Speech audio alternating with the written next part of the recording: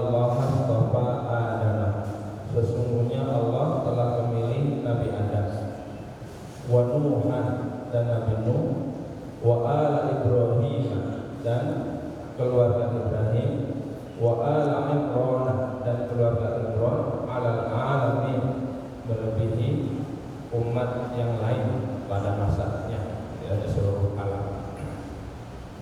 Ayat ini berkaitan dengan adanya klaim, ya, dari orang-orang Nasrani di Najran mengenai keunggulan Nabi Isa menurut mereka, bahwa mereka selalu mengagung-agungkan Nabi Isa, tidak hanya sampai batas pengagungan manusia, tapi malah melampauinya.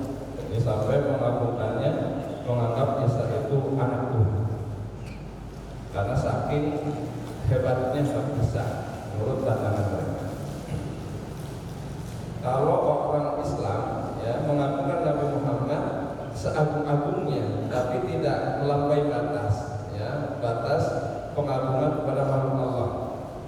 Ya, batas Nabi Muhammad dimanapun alirannya, dimanapun negaranya, dimanapun orangnya, secinta apapun pada Nabi Muhammad, nggak ada yang menuhankan Nabi Muhammad. Ya. Walaupun kalau mujinya sih sampai mentok juga, muji Nabi Muhammad ini memang harus sampai mentok. Tapi nggak ada sementok-mentoknya muji pada Muhammad kemudian menganggap Muhammad Tuhan, nggak ada. Nah, itu orang Islam begitu. Muji Nabi Muhammad itu sampai mentok. Anta syamsun, anta badrun, anta nurun fawqa nur, anta iksir wa khari, anta misbahus sudur.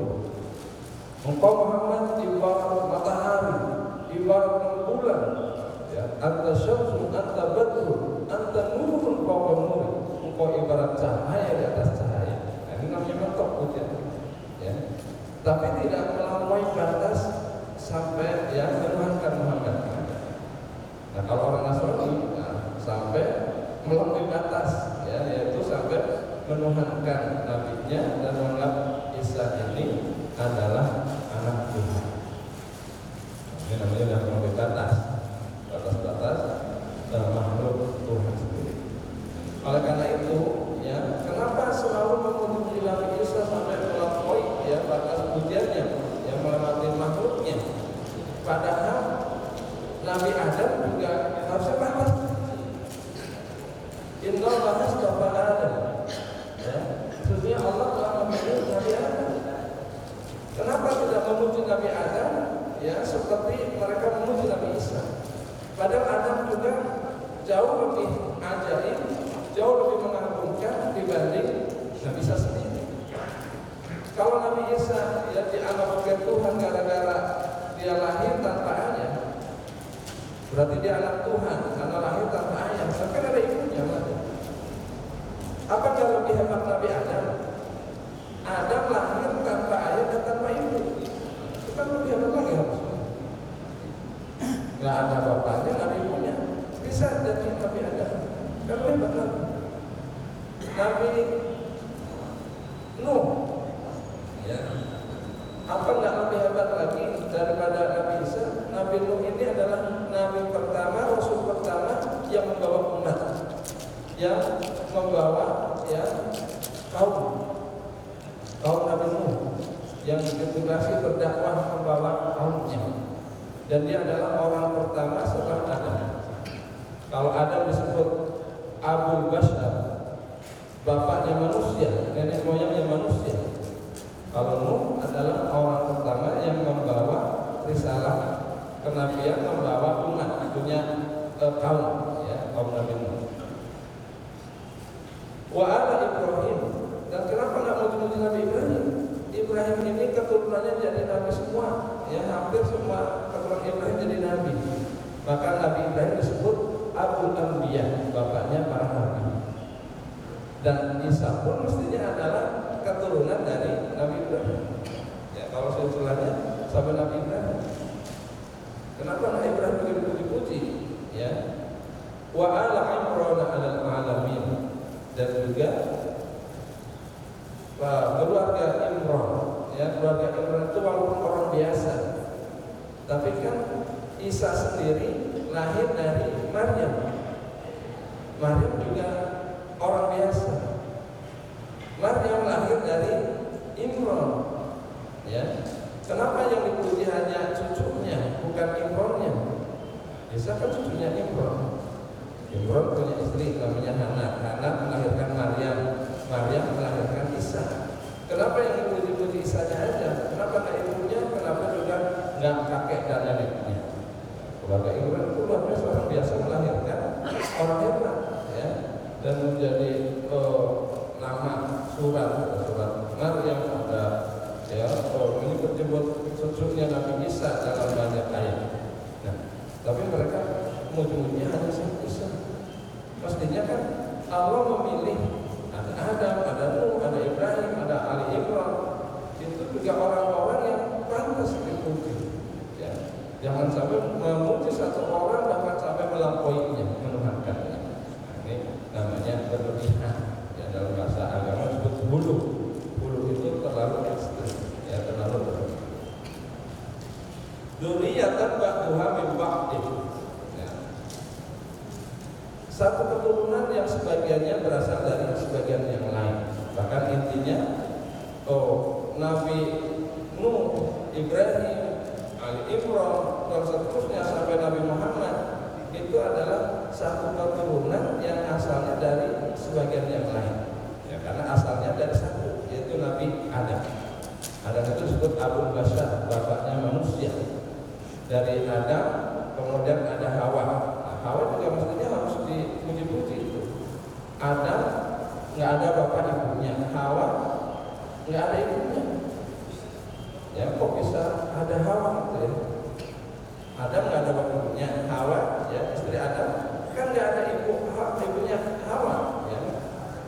Bukan Adam punya istri kemudian lahir Hawa. Ada Adam doang, tiba-tiba ada Hawa. Hawa berarti kan juga tidak dilahirkan. Nah, masa yang melahirkan Adam kan mungkin. Kalau ada Adam nggak dilahirkan, Hawa nggak dilahirkan. Kalau Isa ada yang melahirkan, namanya Maryam. Tapi kenapa ya selalu membeda-bedakan?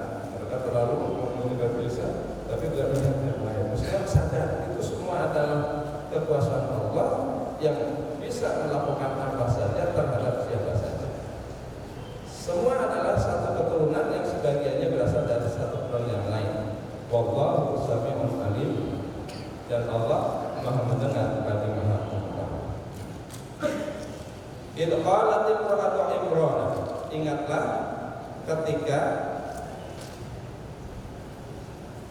istri Imran berkata. Idh qalat imra'atu Imran, ingatlah ketika imra'atu Imran berkata. Istri Imran namanya Hana, ya. Ingatlah ketika Hana berkata, Rabbi inni nadartu laka ma fi batni muharram. Ya Tuhanku, ya. Ini enggak pakai ya. Ya mestinya kan ya Rabbi, tapi ini langsung Rabbi. Itu menunjukkan sangat dekat. Ya, jadi permohonannya kalau ya kan seolah memanggil, itu maknanya sangat ya jauh. Ya Allah itu menganggap awalnya jauh. Tapi kalau sudah Rabbi itu udah seolah-olah udah ada hatinya. Rabbi ini nadartu laka. Kata ini Imran kata Hana, maknanya sama. Ya Allah, tapi nggak pakai ya, cuma terjemahkannya ditambah ya. Rabbi kan nggak langsung Allah. Untuk mengganti kata ya Allah. Ini nadartu laka, sesungguhnya aku bernazar kepadamu. Ma fi batni, apa yang ada di perutku, muharraran, menjadi orang yang merdeka, ya, orang yang bebas. Rupanya, ya, Ali Imran ini adalah orang yang sudah tua, istrinya juga sudah tua, kemudian lama nggak punya anak. Sudah tua nggak punya anak. Nah, akhirnya Imran ini berdoa kepada Allah pengen punya anak. Nah, satu saat doanya dikabulkan. istrinya hamil. Nah, setelah dia hamil, dia bernadar pada Allah. Ya Allah, aku bernadar, ya, aku bernadar kepadamu, anak yang ada di dalam kandunganku ini akan menjadi orang yang merdeka. Dan berkata, aku nggak akan mengasuhnya, aku tidak akan memilikinya, tapi aku bebaskan dia untuk menjadi pelayan di Baitul Maqdis. Ya, jadi pengen anaknya ini jadi ya pengurus rumah suci Baitul Maqdis. Walaupun dia lama nggak punya anak, tapi dia bernadar kalau punya anak, anaknya akan diserahkan supaya menjadi pengurus pelayan ya di Baitul Maqdis. Ya, kalau bahasanya menjadi rahib, ya, menjadi pendeta, ya, dimiliki sendiri. Fataqabbal minni ya Allah, terimalah nadar. Nah, tentu saja harapannya anaknya laki-laki, karena tradisi saat itu yang boleh mengurus Baitul Maqdis ya selama ini tradisinya adalah selalu laki-laki, nggak ada mengurus Baitul Maqdis adalah perempuan. Ya, samalah kira-kira, jangankan Baitul Maqdis, ini masjid aja, kalau merbotnya gitu ya, banyak kan laki-laki. Ya kan? Mengurus masjid Asmaul Husna ini kan juga banyak kan laki-laki. Di mana-mana merbot itu banyak kan laki-laki, walaupun ada perempuan. Tapi tradisinya yang ngurus rumah suci ini ada laki-laki. Kenapa? Karena kalau perempuan kan banyak halangan. Nanti kayak ya, nanti melahirkan, jadi banyak halangan. Nah, harapan istri Imran ini ya, karena waktu itu dia nggak tahu, nggak ada USG, ya, nggak ada diperiksa di anaknya, waktu itu perempuan nggak tahu, tahunya dia hamil. Jadi berharap anak yang ada dalam perutnya ini aku akan merdekakan, maksudnya nggak akan dimiliki sendiri, nggak ada sendiri, tapi aku serahkan ke Baitul Maqdis agar nanti menjadi pelayan Baitul Maqdis.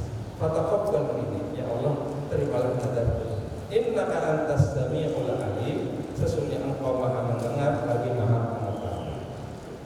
Nah, itu nadarnya. Falamma wada'atha, tapi begitu dia melahirkan, begitu istri Imran ini melahirkan, dia sedikit agak kecewa. Dia udah bernadar anaknya laki-laki akan dimerdekakan ya untuk menjadi pengurus Baitul Maqdis. Ternyata falamma wada'atha, maka tatkala dia melahirkannya, begitu melahirkan, qalat rabbi inni wada'tuha unsa, ya Allah, ya aku melahirkan anak perempuan, padahal aku berharap anakku ini laki-laki supaya nadarku tersampaikan, ya, supaya nadarku ya terlaksana. Kalau laki-laki kan bisa menjadi pengurus Baitul Maqdis, ternyata begitu lahir anaknya perempuan. Ya, dia sedikit agak kecewa. Tapi dia yakin, wallahu a'lamu bima wada'a. Dan Allah lebih tahu tentang apa yang dilahirkan. Artinya apa? Walaupun aku mohonnya laki-laki, tapi ternyata dikasihnya perempuan, pasti Allah lebih tahu tentang apa yang aku lahirkan. Dia pasti punya rencana lain, ya. Dia pasti punya ya sesuatu yang aku tidak ketahui. Dia lebih tahu tentang apa yang melahirkan. Aku tahunya pengen laki-laki, tapi kenapa Allah kasih perempuan? Ya pasti Allah lebih tahu ya hikmah di baliknya. Dan walaysa dzakaru unsa, dan aku juga sadar laki-laki itu tidak sama dengan perempuan. Ya, jadi sedikit agak kecewa, ya. Khawatir anaknya ini ya perempuan, jadi nadanya tidak tersampaikan. Karena laki-laki dan perempuan beda. Sementara tradisinya yang mengurus Baitul Maqdis adalah laki-laki. Nah, laki-laki itu kan nggak sama. Tapi nyatanya yang dilahirkan perempuan. Wa inni sammaituha Maryam, dan sesungguhnya aku menamai anakku ini namanya Maryam.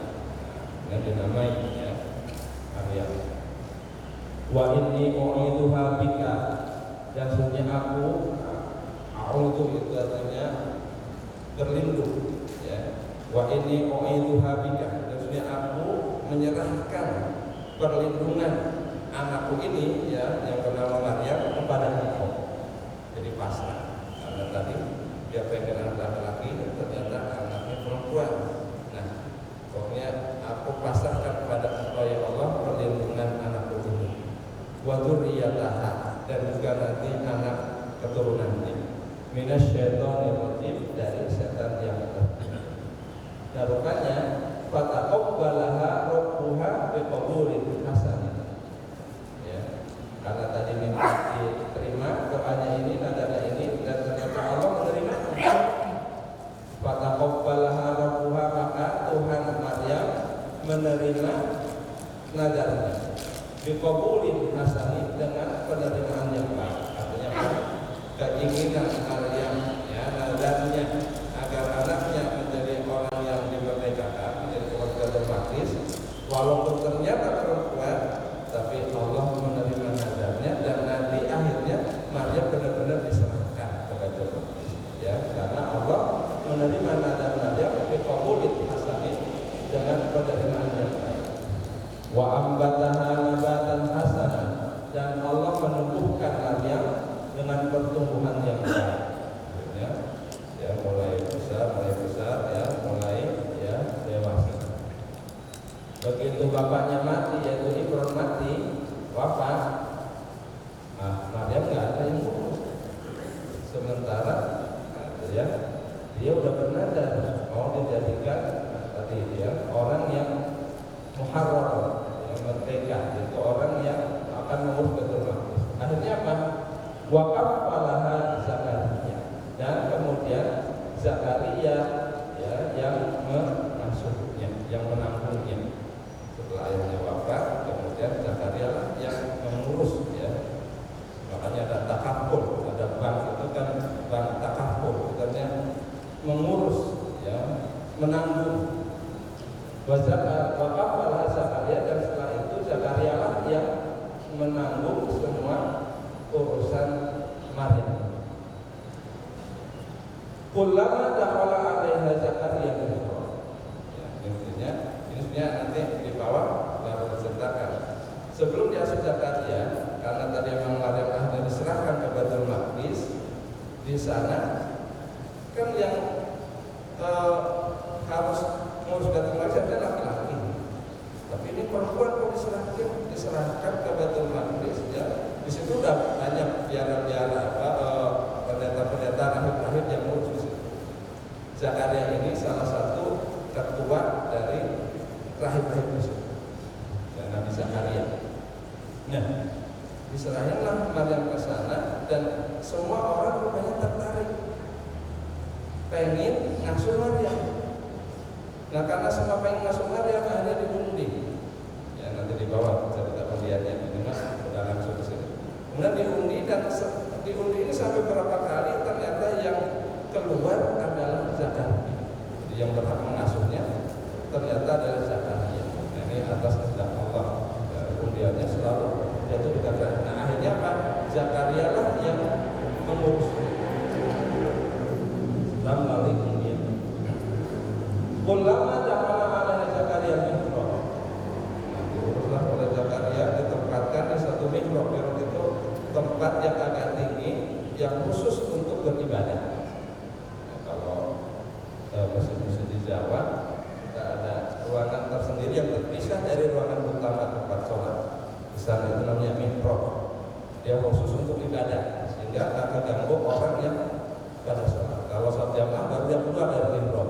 Setelah itu dia masuk lagi ke ruangan untuk, ya, ibadah. Ya, kalau di masjid di kampung ada, ya. Kalau misalnya saya nggak melihat, ada satu ruangan khusus yang memang disiapkan untuk orang yang i'tikaf, ya, itulah mihrab. Ya. Nah, di Baitul Maqdis rupanya ada mihrab. Ya, Maryam ditempatkan di mihrab itu, sehingga nggak terganggu sama orang lain. Anehnya, kullama dakhala 'alaiha Zakaria mihrab, setiap kali Zakaria masuk, ya, menemui Maryam di mihrab, kan Maryam ada di mihrab.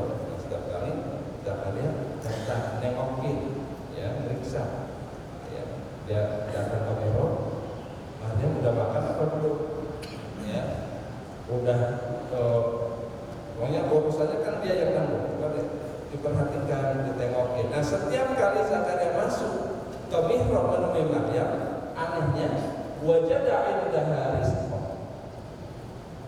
Zakaria mendapati di sisi Maryam ada rizki, yaitu ada makanan. Dia nengokin, mau nanya udah makan belum, udah sarapan belum. Asal dia nengok ke mihrab, nengokin Maryam, di sisi Maryam udah ada makanan. Zakaria kan bingung, siapa yang nganterin? Kalaupun ada orang yang nganterin, pasti kan melewati dia. Orang mihrabnya ada dia tadi tempat agak tinggi, ya dia melewati pasti kalau ada yang nganterin. Ini dia nganterin nggak pernah ketahuan. Dan makanannya, ya, makanannya ini makanan yang tidak biasa dimakan di situ. Tapi orang situ biasanya makan, ya, kalau orang Tangerang mah pagi-pagi lontong sayur atau nasi uduk misalnya. Kalau ternyata Maryam pagi-pagi ada nasi uduk, mungkin ada yang nasi makanan Tangerang. Tapi ini makanannya ada makanan, siapa yang nganterin? Tapi makanannya juga bukan makanan orang sini, ya. Makanan yang ada di sini. Sehingga itulah pertanyaan Zakaria. Ini pakai kata anna. Qala ya Maryam. Zakaria berkata, Maryam, anna laki hada. Anak ini tulus untuk menunjukkan keheranan. Kalau makanannya makanan yang biasa dimakan di situ, gak heran. Kalau yang lihat ada yang nganterin, gak heran juga. Paling nanya siapa yang nganterin itu. Ini mah yang nganterin nggak tahu, makanannya juga jenis yang nggak sama dengan makanan orang saat itu. Maka pertanyaan ini, anna laki hada, yang kata Zakaria, aneh banget sih maksudnya. Dari mana kamu dapatkan makanan ini? Ya, ini untuk menunjukkan keheranan ini. Setiap sesuatu yang nggak masuk akal, itu pakai kata aneh. Nanti Maryamnya juga sama. Maryam kan nggak punya suami, belum pernah disentuh oleh laki-laki. Ternyata dikabari mau punya anak. Apa kata Maryam? Ya, anak laki bulan. Ya, bagaimana mungkin saya akan punya anak? Ya, heran. Karena itu menunjukkan keheranan. Zakaria juga nanti pengen punya anak. Begitu dikasih tahu dia mau punya anak, istrinya, padahal istrinya udah tua, udah mandul, selama ini nggak punya anak. Ternyata Zakaria berdoa punya anak, dikasih kabar istrinya akan punya anak. Dia juga nanyanya anak. Ya, anak itu artinya menunjukkan keheranan karena nggak masuk akal. Zakaria nanya pada Maryam, ya Maryam, anna laki hada.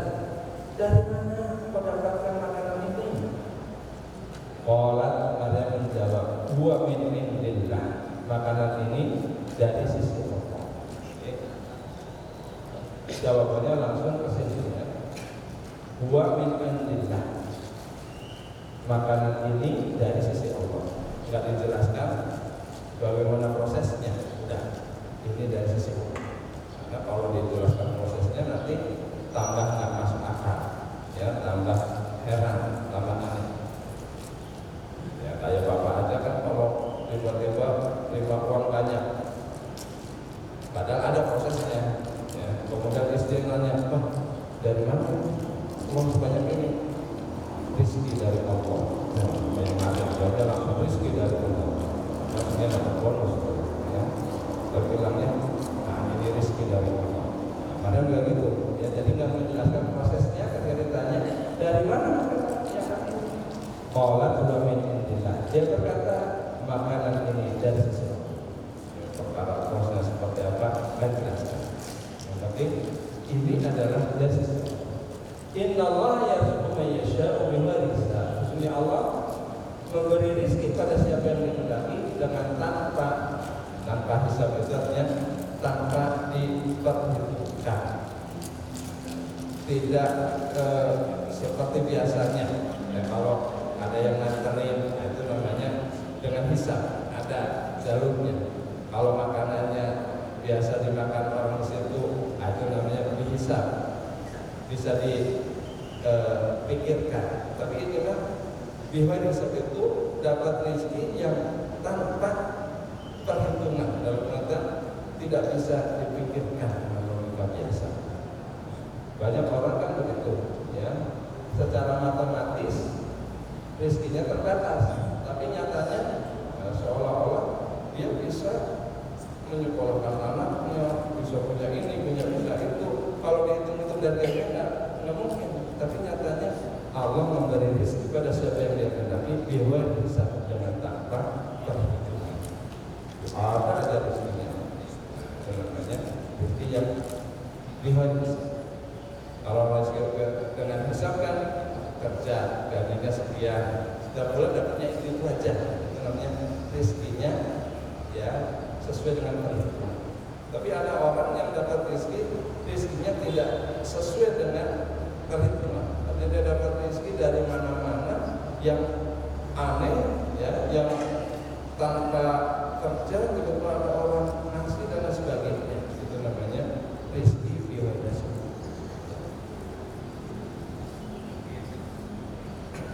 Nah, karena saking herannya, kata dia, Zakaria saking herannya, setiap kali masuk ke mihrab Maryam mendapati makanan yang sudah ada di Sri Maryam, dan dia tanyakan itu dari si Allah. Dia heran. Nah, akhirnya Zakaria berkeyakinan ini adalah yang anak yang luar biasa. Maryam ini adalah anak solehah, ya. Dan di tempat itulah akhirnya Zakaria juga kepengen punya anak yang soleh atau soleh seperti Maryam. Hunalika di sanalah, yaitu di mihrab. Ya, karena tadi masuk mihrab, hunalika dan di sana pula lah, ya, di mihrab itulah da'a Zakaria Rabbah. Zakaria menjalani doa kepada Tuhannya. Karena melihat tadi ya keanehan kepada Maryam, akhirnya di mihrab itu juga Zakaria berdoa kepada Allah. Apa kata Zakaria doanya? Qala rabbi habli min ladunka dzurriyyatan thayyibah. Zakaria berdoa, ya Allah, anugerahkan kepadaku keturunan yang baik. Nah, ini kan karena pengen punya anak yang baik sebenarnya. Ya, ya Allah, anugerahkan kepadaku keturunan yang baik dari sisi Engkau. Ini kalau doa dengan kata min ladunka itu adalah untuk menunjukkan. Ini juga biar bisa. Ya, ladunka itu artinya terserah bagaimana caranya. Karena Zakaria sadar dia sudah sangat tua, istrinya juga sudah tua dan mandul. Selama ini nggak punya anak. Tapi begitu melihat Maryam yang sangat-sangat tadi, dia pengen punya anak. Dan dia mohon pada Allah, ya Allah, anugerahkan aku anak. Terserah gimana caranya deh. Ya, nah itulah miladunka. Artinya dia nggak tahu caranya gimana. Yang penting aku pengen punya anak. Aku udah tua, istriku tua, tapi aku pengen punya anak. Terserah Engkau ya Allah bagaimana cara ngasihnya. Itu namanya miladunka. Maka ada ilmu namanya ilmu laduni. Nah, ilmu laduni itu ilmu yang diturunkan Allah tanpa proses, ya. Jadi langsung dari sisi Allah. Ada orang sekolah enggak, kuliah enggak, khusus enggak, tiba-tiba pinter bahasa Inggris, pinter bahasa Cina, pinter bahasa Jepang. Oh, ya. Lu sekolah di mana? Khususnya di mana? Yang sekolah aja kan belum tentu bisa. Tapi ada orang, ya, kelihatannya nggak pernah sekolah, apa tapi ilmunya luar biasa, ya, hebat. Nah itu jangan-jangan dia dapat ilmu laduni. Nah para nabi itu ilmunya laduni, langsung dari Allah, nggak melalui proses kuliah, nggak melalui proses sekolah. Nah, para nabi, Nabi Muhammad nggak bisa baca bisa nulis, tapi ilmunya ya Al-Quran itu lah, ya semuanya masuk ke dalam diri Muhammad bil ladunka, yang dari sisi Allah, artinya tanpa proses. Nah Zakaria berdoa, ya Allah, anugerahkan padaku keturunan yang baik dari sisi Engkau. Terserah bagaimana caranya Engkau mau ngasih. Innaka sami'ud du'a, sesungguhnya Engkau maha mendengar doa. Jadi benar-benar pasrah tuh. Yang penting aku pengen punya anak, ya. Walaupun istri tua dan nenek-nenek, mungkin secara logika nggak mungkin punya anak, tapi aku pengen punya anak, ya Allah, terserah Engkau bagaimana caranya. Ya ternyata doa Nabi Zakaria, ya, didengar oleh Allah karena Allah maha mendengar doa.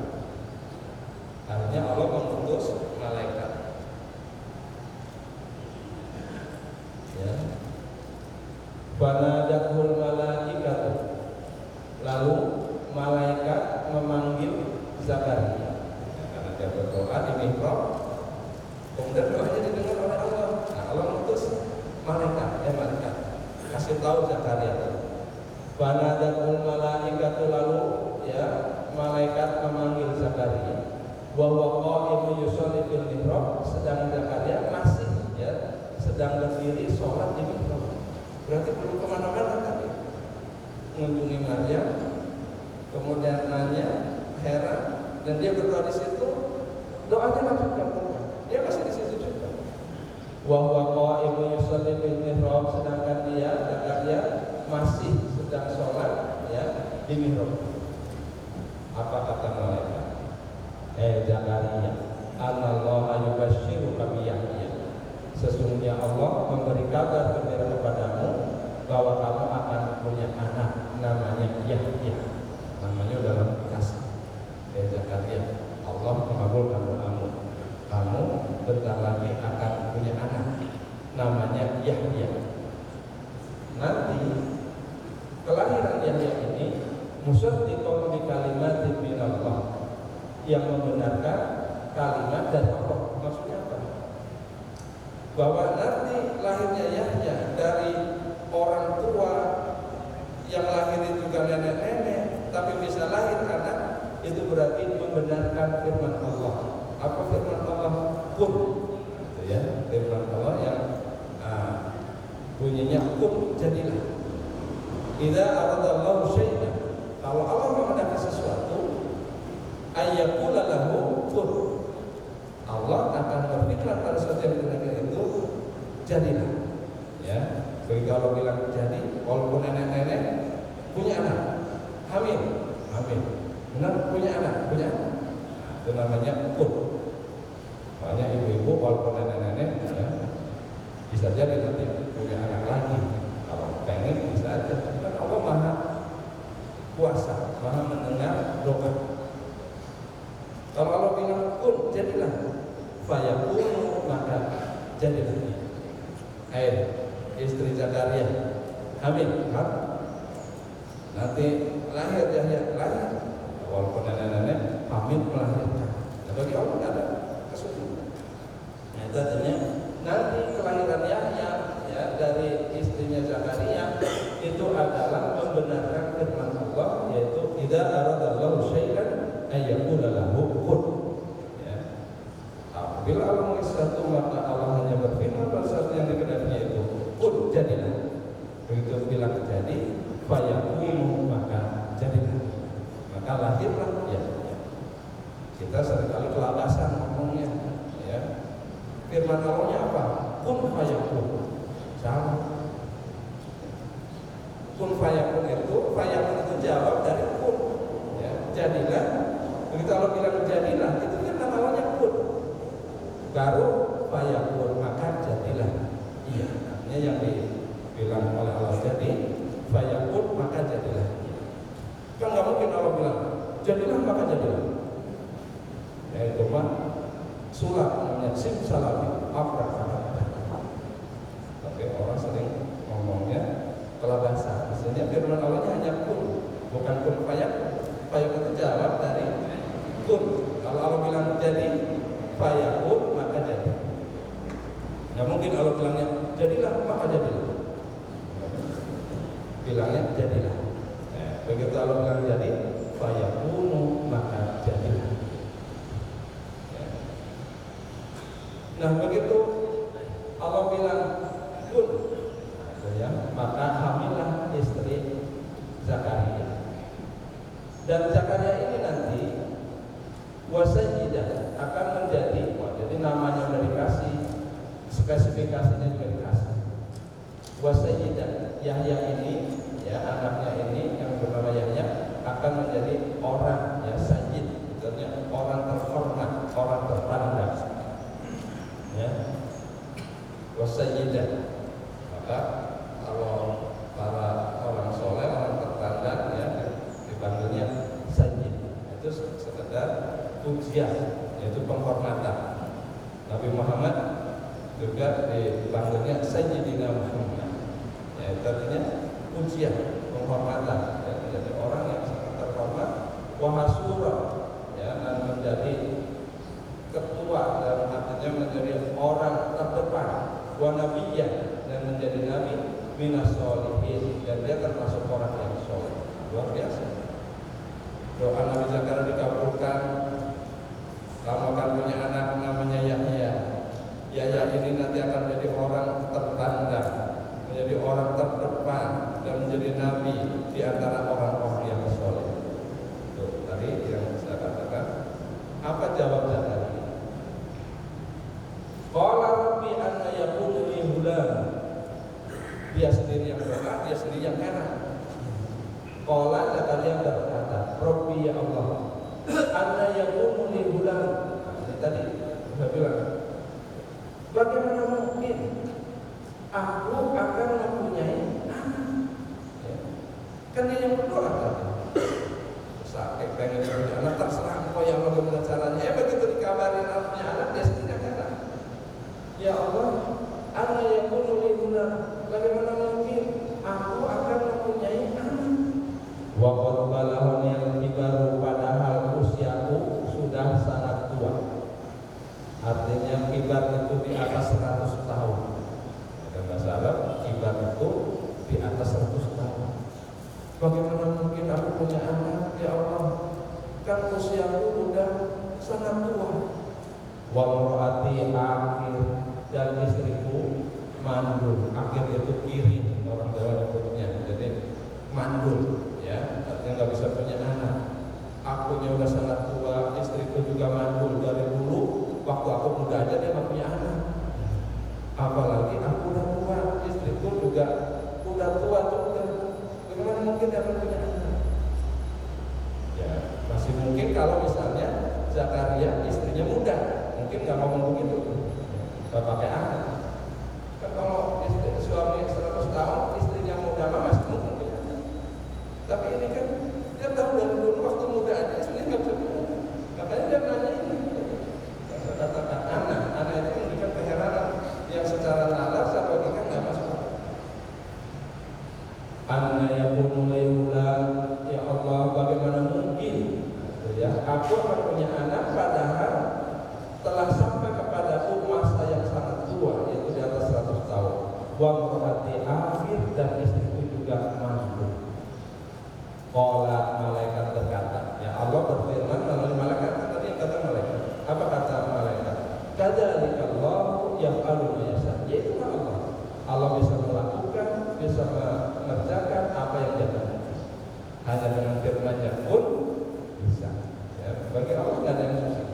Demikianlah Allah melakukan apa yang dia mau. Qala Zakaria menjawabnya, Rabbis alli ayah. Ya Allah, kalau memang benar aku akan punya anak, istriku hamil. Kalau memang benar istriku hamil akan punya anak, kira-kira apa tanda-tandanya? Ya Allah, jadikanlah bagiku tandanya.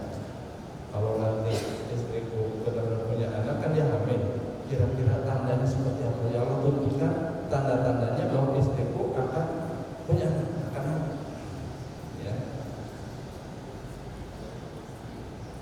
Qala, ya, Allah berfirman, ya, malaikat kasih tahu ayatuka, tanda-tandanya bahwa istri kamu hamil. Allah tukalliman nasa salasata ayyamin, bahwa nanti ketika istrimu positif hamil, ya mungkin pakai aspek kali ya, tahunya hamil aja, apa muntah-muntah, apa tidak, ya. Yang penting Allah berfirman, ayat itu tanda-tandanya bahwa istrimu hamil, ya, tanda-tanda bagimu, kamu tahu istrimu hamil. Allah tukalliman nasa, bahwa kamu nanti tidak bisa bicara pada manusia salasata ayyamin, selama 3 hari. Tapi kalau saat istri hamil, kamu nanti nggak bisa bicara, biasa itu berarti beneran. Illa roja, kecuali hanya bisa. Orang dalam tafsir modern, kenapa Zakaria sampai nggak bisa ngomong? Itu saking senengnya, ya. Kan udah tua dan nggak mungkin. Jadi ya seneng, ya heran, ya kagum, ya mungkin juga bingung, gitu ya. Nah, biasanya orang kalau begitu itu nggak bisa ngomong, saking senangnya. Bapak, ya, kalau mendapat sesuatu yang sangat luar biasa. Itu juga kadang-kadang nggak bisa ngomong. Lama nggak nengokin anak misalnya, anaknya nggak ditengok-tengok ke pesantren. Begitu pas imtihanan, ya, pas pelepasan salin, bapak nengok sama istri.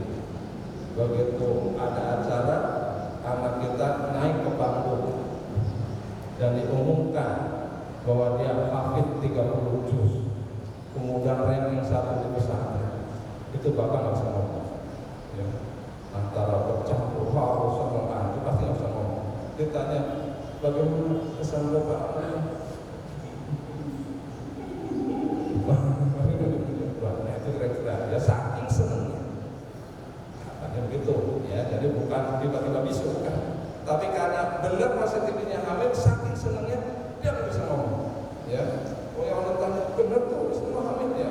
Mungkin ada malu juga nenek-nenek hamil gitu ya.